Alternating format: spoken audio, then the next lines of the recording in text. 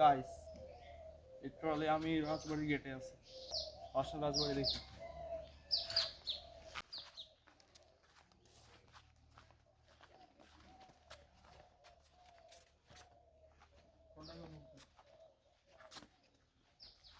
And ভাই এটা হচ্ছে অনেক আগের একটা বাসা, এটা অনেক আগে থেকে আছে। এন্ড এদিকে কি যেন মানে ধ্বংসস্তূপ পড়ে আছে আগে থেকেই, তো এইটা পড়ে যাচ্ছে ধীরে ধীরে।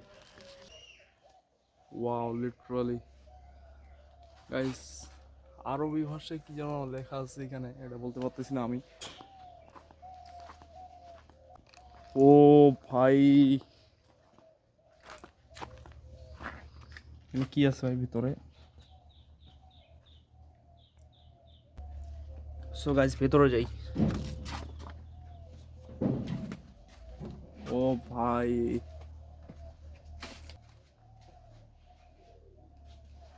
শুধু জঙ্গল আর জঙ্গল ছাড়া কিছুই নেই। এক সময় এইখানে জমিদাররা বসবাস করতো, কিন্তু বর্তমানে কেউ নেই। অ্যান্ড আমি এখন কি দেখাবো, এই যে এটা হচ্ছে একটা কুয়া।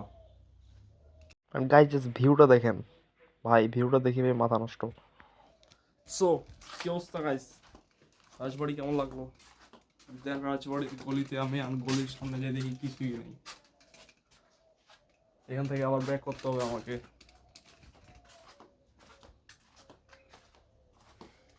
তো রাজবাড়ি রাজবাড়ি না, এটা হচ্ছে জমিদার বাড়ি। তো গেট থেকে বের হয়ে যাই আমি। তো গাইস এটার ভিতরে কিছু আছে, তোমরা দেখো তো, আমি তো দেখতে পাচ্ছি না, তোমরাই দেখো।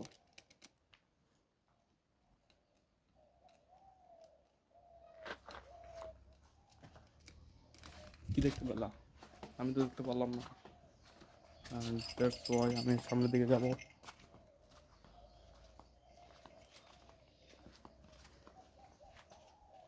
তো 1890 সালের দিকে কাছারিতে এইভাবে অনেকগুলো লোকের আনাগোনা ছিল, এন্ড এইখানে দাঁড়িয়ে থাকতো এইভাবে। তো আমি একটু ট্রাই এখন দিচ্ছি। হচ্ছে কাছারি থেকে বের। It's literally amazing place. This place is a very beautiful place. And guys, এইখানটাতে গাইস ভিডিও করার পরে আমি এখন চলে যাব কোথায় জানেন? লাইট পোস্টে। লাইট পোস্টটা কোথায়? ও, আচ্ছা এই পাশে হচ্ছে পরে দেখা যাবে, এটা সমস্যা নাই। এটা হচ্ছে আমাদের পারিবারিক কবরস্থান বলে। পারিবারিক কবরস্থান তোমাকে দেখাইতে চাইছিলাম, এই যে বেসিক্যালি এইখানটাতে হচ্ছে কি দাঁড়িয়ে থাকতো, যাকে মানে যাকে বলে হচ্ছে হিন্দিতে বলে কি বলে আত্মা আর বাংলায় বলে ভূত। না, ওইগুলা বাদ। আচ্ছা এইটা বেসিক্যালি এটার নাম হচ্ছে ভূতবাড়ি। এইখানে যে দাঁড়িয়ে থাকতো, কিভাবে দাঁড়িয়ে থাকতো আমি দেখাচ্ছি। তো এইখানে যে গার্ডটা থাকতো 1900 সালের দিকে, ওই গার্ডটা এইভাবে দাঁড়ায় চারিদিকে পাহারা দিত, যদি কেউ না আসে, অন্য কেউ আসে, যদি রাতের বেলাও জায়গা থাকতো। তাই আমি প্র্যাকটিক্যাল দেখাইলাম। জাস্ট আমি যদি দেখাই তাহলে হচ্ছে এইগুলা হচ্ছে আমাদের পারিবারিক কবরস্থান ছিল, এখনো আছে, ভবিষ্যতেও থাকবে না মনে হচ্ছে। ভবিষ্যতে তো কবরস্থান শেষ হয়ে যাবে, তো আমি কিভাবে চড়বো? তোমরা জুতা খুলো। সরি এই যে আমিও জুতা খুললাম আর আমিও চড়লাম। অ্যান্ড ভাই আমি এখন আছি একটা হন্টেড প্লেসে, অ্যান্ড হন্টেড প্লেসে আমি যদি দেখাই ভাই, এই যে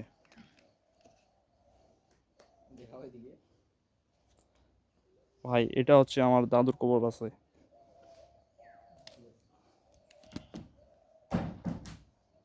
অ্যান্ড গাইস লিটারালি মানে আমার তো পুরো পা কাঁপতেছে। দেখো কোন এসেছি। ভাই এ কোথায় উঠছে ভাই? সে হচ্ছে মাউন্ট এভারেস্টের উপরে, and আমি হচ্ছে মাউন্ট এভারেস্টের মাঝখানে, and এটা হচ্ছে মাউন্ট এভারেস্টের নিচে। তো দিস ইজ ক্রেজি, অ্যান্ড আমি তো উঠতে পারবো না। ছি! ভাই তোমরা কি এরকম কখনো ব্লগস দেখছো? ভাই আমি লিটারালি এত কষ্ট করে ব্লগসটা বানাচ্ছি, তোমরা একটা লাইকও দাও না, তাহলে কিরকম লাগে বলো?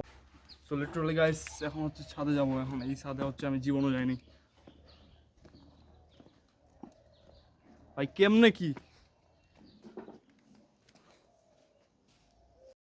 অ্যান্ড ভাই এই জায়গাটা এত সুন্দর কারণ এখানে আমি কিছু ফটো শুটিং করলাম।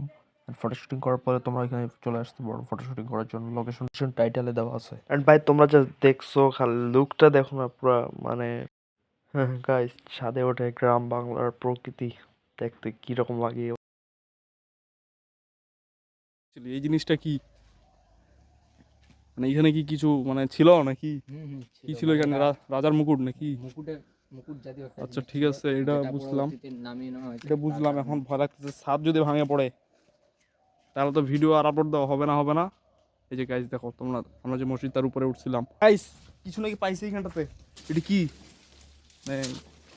এটা এইখানটা আছে আচ্ছা মানে একটা নিমের ডাল, হুম এটা আমরা ভাঙতেছি।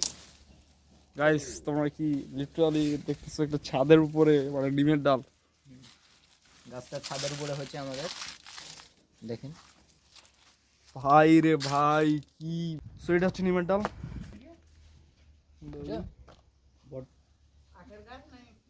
বটার গাছ। এটার পিছনে কি আছে, এই গেটের পিছনে আমরা যাই দেখবো কি আছে এই গেটের পিছনে। ও ভাই এটা হচ্ছে আমার বাসা ছিল। হ্যাঁ এটা হচ্ছে 2 তলা। হ্যাঁ ও এই এত প্লেসটা মারাত্মক আসলো। সো এদিক দিয়ে বেরিয়ে পড়ছি এখন। আজকের ব্লগটা এই পর্যন্ত, এন্ড তোমরা লাইক সাবস্ক্রাইব, দ্যাটস ওয়াই। মানে টাটা, আল্লাহ হাফেজ।